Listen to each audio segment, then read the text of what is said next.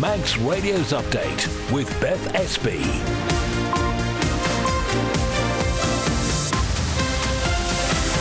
Well, first, my good evening. Welcome to the programme where we'll take you through some of the day's main news before 5:30. So on day 4 of the bus strike, we're going to hear from the Infrastructure Minister, who's hopeful a resolution isn't far away. We understand another meeting has been taking place this afternoon. Also tonight, as more residents share stories of problems returning to the island, we get the latest on progress to replace the wet ink stamp and visa system. Also, have you heard of a charter city? An American entrepreneur believes the Isle of Man should create one. We'll find out why. And what is next for Isle of Man FC's interim manager? All that plus the weather, the traffic and the travel. And if you'd like to get in touch, you can always email the studio@manxradio.com. We'll start with a roundup of the main news headlines with Siobhan. First of all, Fastamai. The Infrastructure Minister says his department will now look at alternative solutions for West Quay in Ramsey. This week, the DOI withdrew its planning application for new flood defences and highway improvements, following what it describes as serious concerns raised locally about the scale and impact of the design. Meanwhile, in the House of Keys this morning, Tim Crookall faced questions about the future of the Douglas Bay Horse Tramway. He says his department intends to bring a business case for its full reinstatement to May's sitting of Tynwald. If approved by Tynwald, it is anticipated that the project will commence within 12 months and is expected to take approximately 40 weeks. Government says it has no current plans to ban social media for under-16s, but will continue to monitor international debate on the issue. Chief Minister Alfred Cannon says if the UK were to restrict access for under-16s, the island would consider whether it should act in step. And the Information Commissioner has upheld a complaint against the Department for Enterprise over its handling of a Freedom of Information request about £2.2 million of public funding for King William's College. The ICO ruled the department was not justified in refusing all of the requested information. Further afield, MPs have backed a Lib Dem call to release parliamentary documents relating to Andrew Mountbatten Windsor's time as a trade rep. On the 4th anniversary of Russia's invasion of Ukraine, there's this promise of a €90 billion loan from the EU to Kyiv. Let me be crystal clear. The loan was agreed by 27 heads of state and government. They have given their word. This word cannot be broken. US TV host Savannah Guthrie is now offering $1 million for information that leads to her being reunited with her missing mother. And Lily Collins will play Aubrey Hepburn in a film about the making of the classic Breakfast at Tiffany's. They're your headlines. I'll have your news in full at 6. Thank you very much indeed, Siobhan. Now the weather brought to you by Manx Glass and Glazing. So this evening, largely cloudy, but often dry.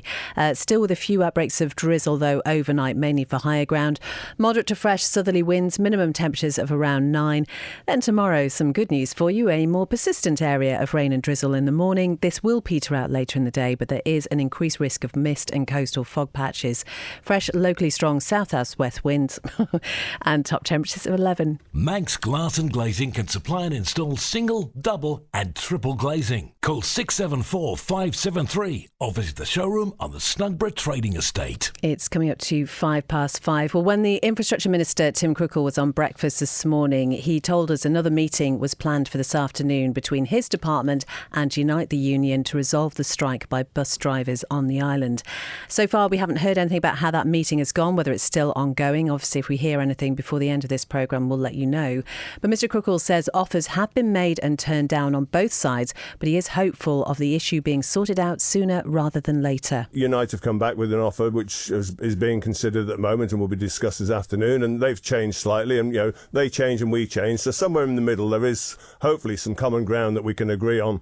I don't know how far apart we are at the moment, probably too far still, if I'm honest, but we're slowly getting there, I hope, and say the sooner we can resolve this, the better for everybody's sake, the drivers, but everybody who wants to use the bus service as well. Bus van in operating this reduced contingency timetable. Is that sustainable for the remaining 6 days of this strike, do you think? I honestly don't know, Ben. We're using the staff that we've got down Bank Circus and everything. We're running as many buses as we can, but obviously those staff can only do so many hours a day and things. And the drivers that want to drive, obviously we're using those as well. But another 6 days is going to take its toll, and drivers can only do a certain amount of hours a day and things, and then they'll normally have sort of 6 days on and 2 days off, whatever it is. And we've got office staff that are doing that, trying to do that, and they've got a day job to do as well. So something will probably give if we're not careful. In the town at the weekend, in towns at the weekend, and in the evenings, and that people are not getting out. We know that the bus is finished early at the weekends and things, so people are not getting that service. This is having an impact on everybody that uses the service, and we want to resolve it as soon as possible. Sitting here right now, do you think a resolution is possible today? I honestly don't know, Ben. I don't know what the union are prepared to accept. This is an offer they gave us yesterday. We've priced it up and things, so we'll go back and discuss that this afternoon. So, what assurances can you give the Isle of Man public that we'll not see further strike action later in the year? Somebody will be thinking about those, TT further down the line. I'm more conscious about what we're doing now and over the next few weeks, and see if we can get this resolved as soon as possible for the good of everybody here, not just visitors that are coming to the island, but everybody that's on the island. Are you concerned about TT as it stands? Well, I will be if we get closer to it, absolutely, yeah. But we've got Easter before that, and we've got other events before that, and we've got every weekend and every night when people want to go and use the buses. That is Tim Crookall, the Infrastructure Minister, who was talking on breakfast this morning about the bus situation. As ever, Bus Vannin have been posting about the services that are running. We are sharing those on our social media pages, so do take a look. But the Infrastructure Minister was also asked about whether his department was going to look into alternative solutions for West Quay in Ramsey. On the programme yesterday, we heard the DOI had withdrawn its planning application for new flood defences and highway improvements. They said that followed serious concerns raised locally about the scale and impact of the design. Mr Crookall told us more about it again on breakfast. Ramsey Town Commissioners are the face of Ramsey, if you like, as in all local authorities are. It's their town. They represent the locals, the constituents, and if the 12 of them don't want it, why are we trying to force something onto them that's going to be there forever and a day till we've all long gone that they don't want? It's like, it doesn't work for Ramsey. They're going to lose parking. They're going to lose the sight of the harbour, if you like, with a 4-foot wall. And I am not prepared to make them have that, if they don't want it. Why would we spend £8 million of the taxpayers' money on something that basically, and it ruins it for visitors as well. I've heard from people from well outside of Ramsey that go there to visit and say, what are you doing? But what exactly were the concerns expressed to your department? Well, the height of the wall, for one, the 4-foot wall is, it's not needed, apparently. Now, I absolutely accept, and I think most other people do as well, something has to happen, because we remember the floods in Ramsey a few years back, 10 years back. Does it need to be a 4-foot wall? I'm not qualified, but I wouldn't want a 4-foot wall if it was my town. The chamber and the shopkeepers and that don't want to lose the parking down the quayside either. So we need to be able to find that resolve. And it's all very well us saying, well, you can find parking elsewhere in Ramsey, but it's not where it is now, which is convenient for those that want to just pop in and then pop out again. As soon as we can, we need to get back up to Ramsey and talk to the people up there. We need to sort of talk to the commissioners, have a public display again, and go back and start, what can we do with that wall? The wall is the biggest object, well, the wall and the parking, but, can we do a 2-foot wall with glass on the top or something like that so people can see the harbour? I don't know, but, we need to have a look at those things, because once it's in, that wall is there forever and a day. I don't know how much has been spent. I will ask that question. It's very hard to sort of work out with officers' time and this, that and the other, but you're long thousands of pounds, obviously. But when you look at what we're going to spend, and I think it's between £6 and £8 million, the scheme that was put there, it's a lot of money and it's there for a long time. We need to make sure it's right, as we will do for any other town or village. That's the Infrastructure Minister Tim Crookall, who was on breakfast this morning. You can hear that interview in full as a newscast on the Manx Radio website. It's coming up to 5:10. So Polish residents say they often have issues at the UK border when they're trying to get back to the Isle of Man, and this is because of the letter issued by the Manx government. So recently we've been issuing the highlighting the issues faced by South Africans, Filipinos and Indian nationals who've been stopped at the border due to this wet ink visa stamp issue. And now more nationalities have come forward. Hundreds or even thousands of Isle of Man residents hold leave to remain immigration status under the Isle of Man European Union Settlement Scheme. The status is evidenced by a physical letter with an official stamp. Unfortunately, the letter is not always recognized. Nowadays, electronic recognition is crucial. It's not up to me to say how long does it take. It's up to the government. It's up to Immigration Division and Home Office from the UK. Can you describe the process when you get to the UK border? What happens? You need to provide your passport, which is not expired, and along with the passport you need to produce the physical letter stating that you've got status, and there is a stamp. That's it. This letter is not always recognized by the border controllers. They look at it and they don't know what to say. So that was Chanel talking to some more people who've had issues getting back to the Isle of Man because of this. Speaking in the House of Keys earlier this morning, the Treasury Minister said work was underway to replace the wet ink stamp and visa, but it isn't going to be completed within the next 6 months. Arbury, Castletown and Malou MHK Jason Morehouse wanted an update as more residents report those difficulties.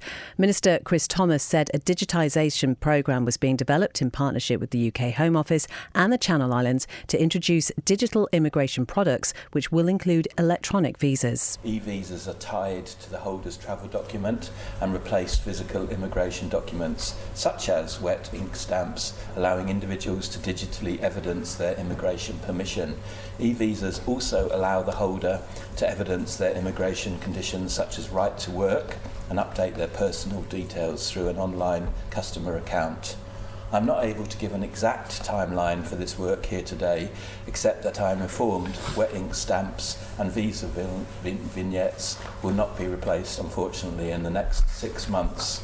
Officers are working on the systems, policy and legislation required to deliver digital immigration products for the Isle of Man. In the coming days, there's still going to be issues for local people. Isle of Man physical immigration documents remain valid as evidence of immigration status and conditions, despite the introduction of digital products in the UK.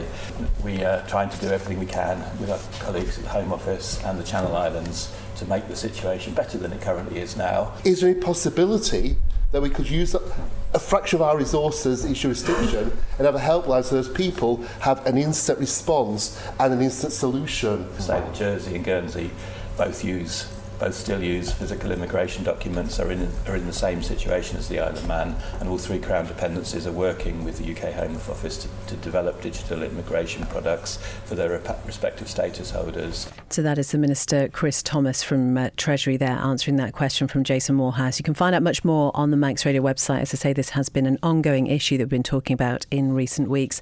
12 minutes past 5. So an American entrepreneur who runs a number of AI companies believes the Isle of Man could incorporate what's known as a charter city.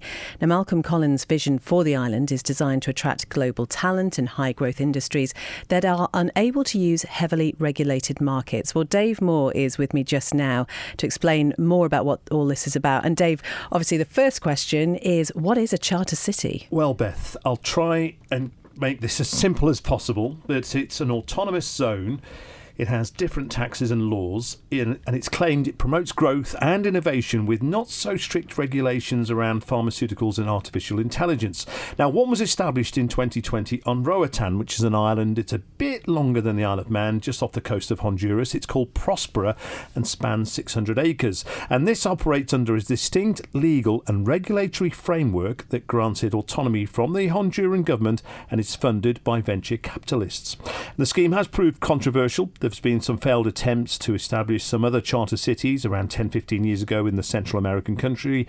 Basically, they didn't get past the planning stages, but this one, Prospera, is established and continues to operate. Now, Malcolm Collins also argues that charter cities are what revitalised China and the special economic zones, and they're the reason that the Chinese lifted their country out of poverty. So then how do we know about these plans involving the Isle of Man? Well, Mr. Collins revealed his scheme to thebusinessdesk.com. They say he's shown them a 15-page slide deck called The Next Empire, Leveraging a Changing World to Save Civilization, which describes how a charter city in the Isle of Man would be governed by an executor,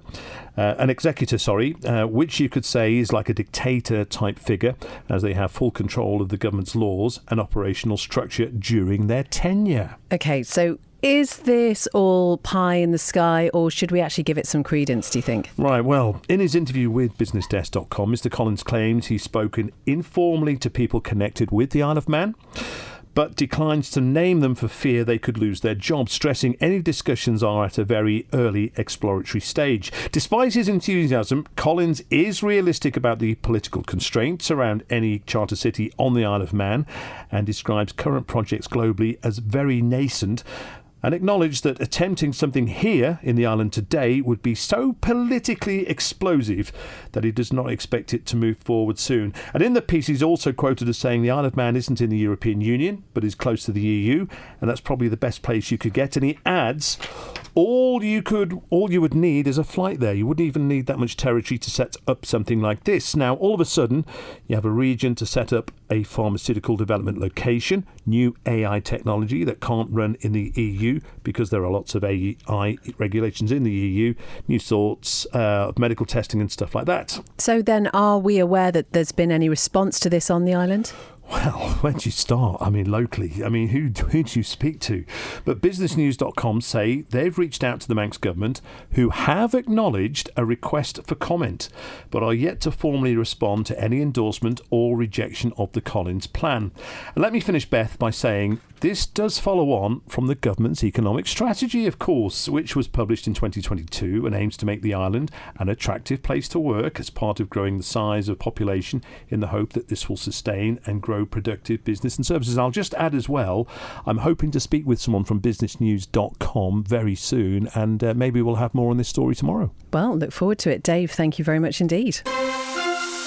Manx Radio Travel, serviced by Quayside Tyres. Well, nothing specific to report on the police pages, always good news. The other things to look out for, still those temporary lights at the bottom of Quegg Hill, that's near the railway bridge. Also still on Cool Road near the Business Park, and on Braddon Road just up from Braddon Bridge.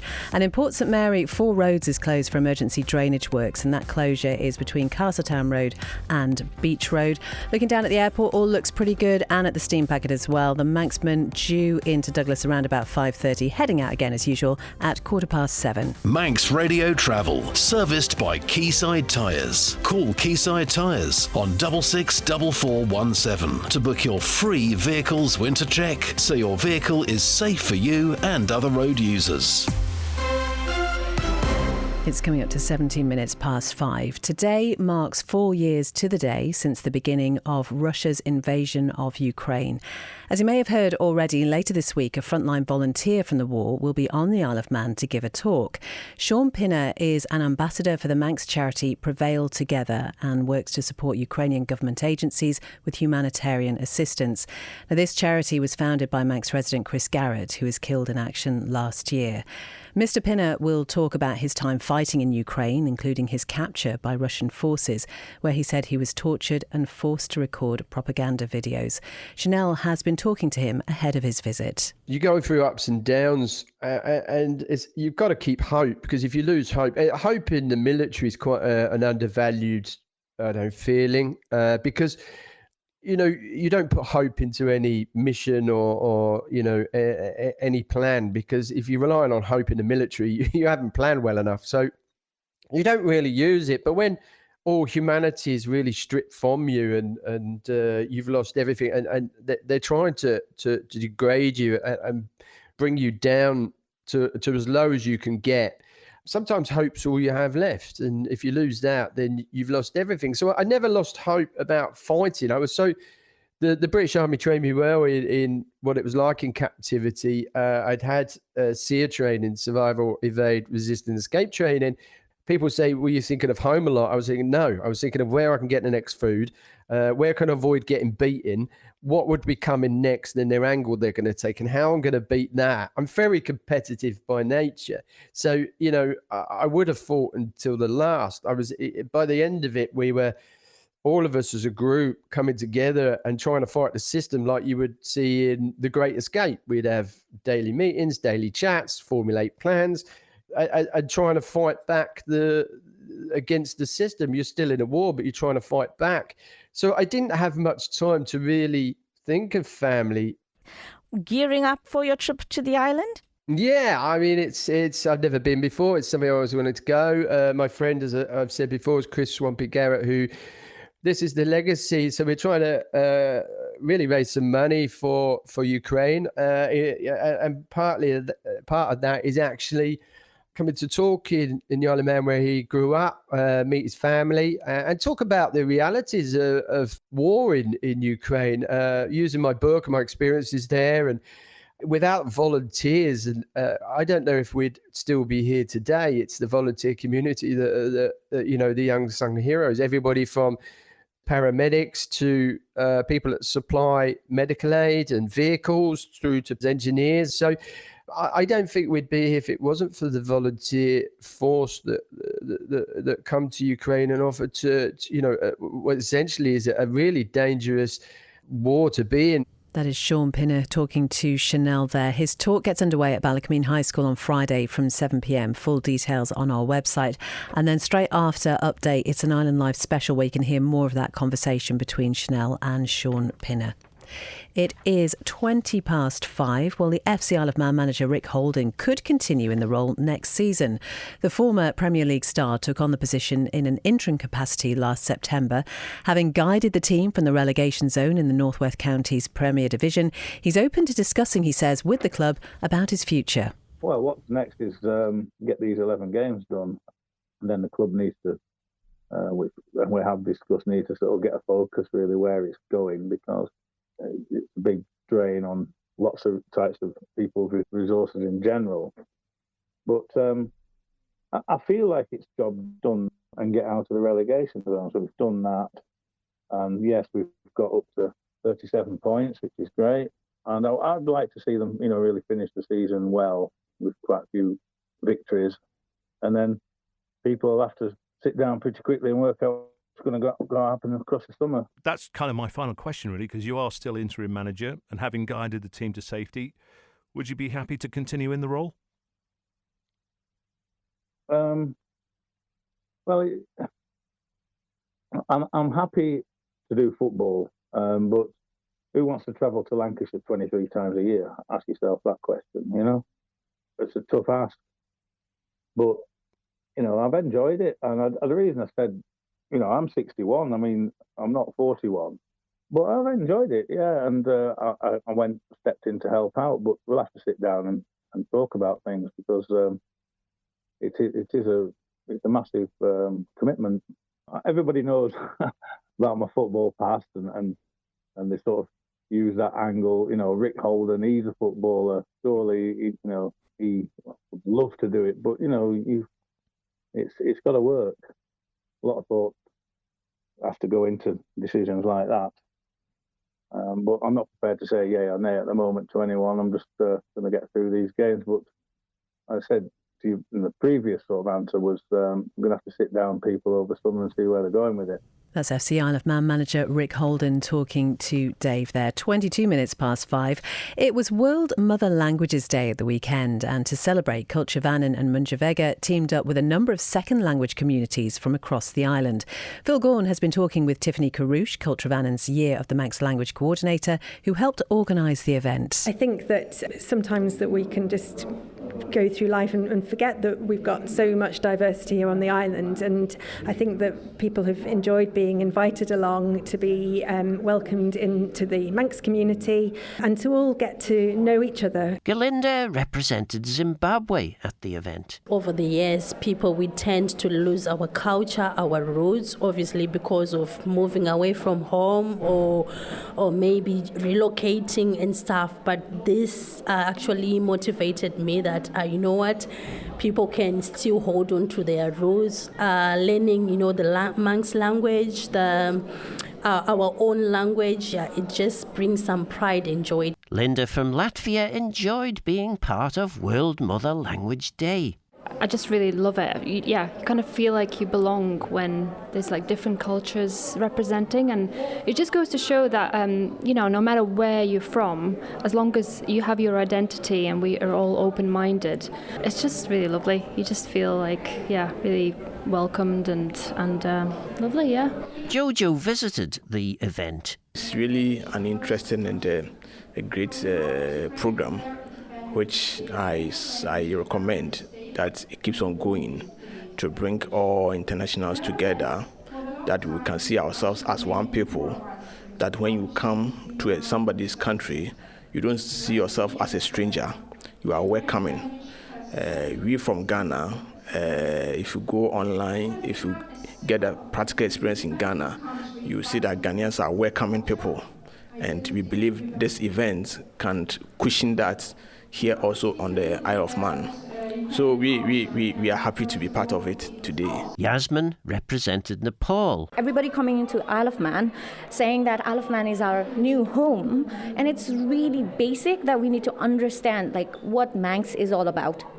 Its languages, its heritage, culture, different traditions, and I think this is the wonderful program that gives us that opportunity to learn about Manx and to really appreciate Manx as our home, our new home. There'll be much more about World Mother Language Day on this Sunday's Perspective. Phil Gorn reporting there. It's 5:25. We've got sport with the print shed just now. But first of all, Dave, you were talking about Malcolm Collins earlier and the Charter City. Charles has texted to say, Charter City, so what happened to the Technology Gateway and the Freeport? Well, we'll see. We shall see. We certainly shall see. But sports news this evening? Yeah, starting with hockey, the Isle of Man Sienna Duns being named as part of the 22-strong England under-21 squad. This is ahead of a 3-match series against Ireland at Bisham Abbey over Easter.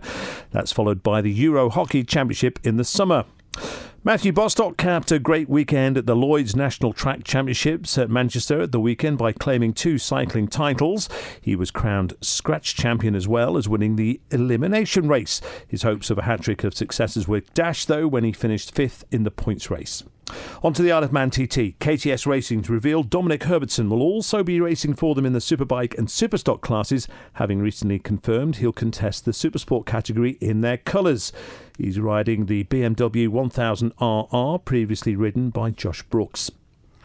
A sad note to bring you, that's the announcement of the passing of Arthur Lamkin, an accomplished off-road competitor. Many in the island will be aware of his prowess in trials and more notably motocross, where he was a multiple national champion. He was the last remaining brother of Alan and Martin, the family often competing in the Isle of Man, and his nephew Dougie, a world trial champion, both indoor and outdoor, lived in Douglas for a number of years. And finally, in the Man Crane Snooker League, there were wins for title rivals the Hurricanes and the Blinders, who are now 1 point clear at the top of the standings. Thank you very much indeed, Dave. It's really interesting, isn't it, getting all the TT news, because I think somebody said to me yesterday, and I couldn't quite believe it, it's about 90 days. It's 92, I think. Is now. it? It is, yeah. Not that I'm counting. Not that you are counting. You've got it on your little calendar at home, haven't you? It's just counting off the days, but it seems absolutely unbelievable. But yeah, all that TT news, you can find out much more on the Manx Radio website. Check out the Facebook page for the sport as well. That is all from Update tonight. Coming up next, it's that Island Life special, as I say, to mark 4 years on since the start of the conflict in Ukraine. Chanel talks to the British veteran Sean Pinner, who was captured in Ukraine. He was subsequently released, and he is visiting the Isle of Man later this week. He's giving that talk at Ballacameen High School on Friday from 7 p.m. After that, it's Chris Kinney with Greatest Hits from 6. He's talking about Phil Collins, that Face Value album. I think it's from 1981. Some absolute crackers on that one. John Barker then has the folk show at 9. And then Dave, probably the hardest working person in Manx Radio at the moment, is back with After Hours at 10. Whatever you're doing this evening, have a good one. Update will be back with you at 5 tomorrow.